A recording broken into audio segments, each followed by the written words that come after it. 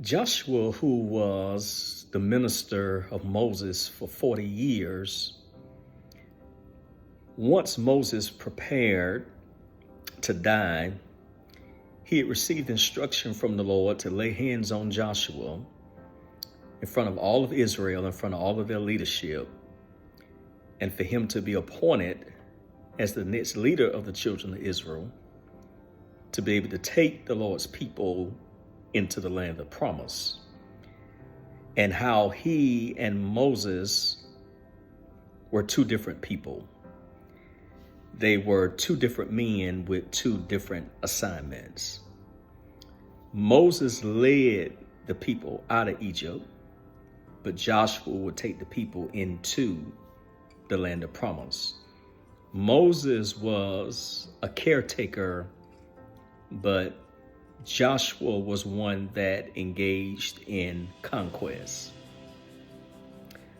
The only pair of shoes that Joshua were to fill were his own.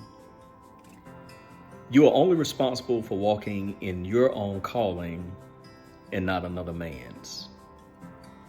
God has invested gifts in you and has an assignment for you, and your gifts have been fitted or designed for your assignment.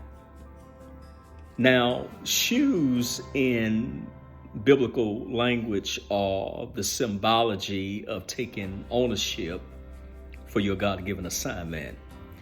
To be barefooted represents slavery.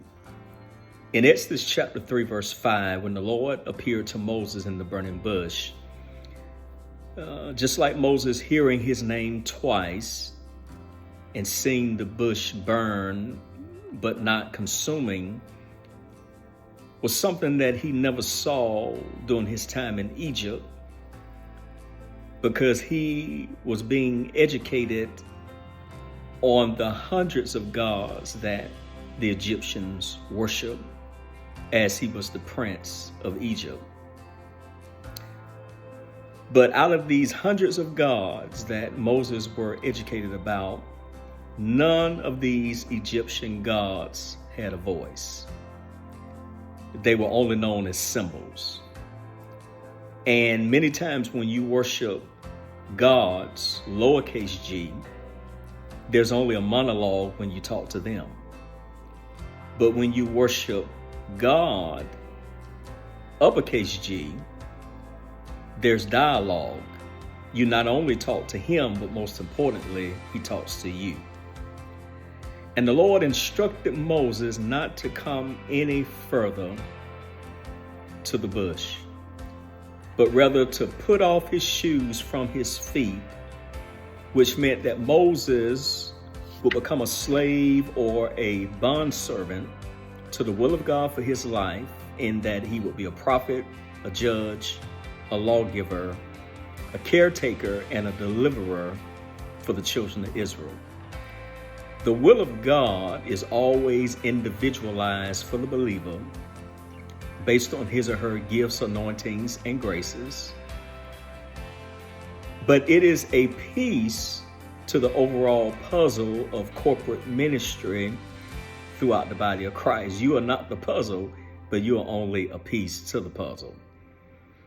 For Moses to take his shoes off was to waive all rights of his personal independence, and he became totally dependent upon the Lord, guiding him in his assignment. When you look at Exodus chapters 5 through 14, the beginning of each chapter, it says, "Now the Lord spake unto Moses," or "the Lord said unto Moses." Now, what nobody ever talks about is after the Lord told Moses to take his shoes off, at some point he had to put his shoes back on, meaning that he had to take ownership for his required role in fulfilling his own destiny. God and Moses worked in partnership together. St. Augustine, one of the early church fathers who lived from 354 to 430 AD, he said, "Without God we cannot, and without us God will not. We have to work in cooperation with God. This is the power of your own shoes. Peace.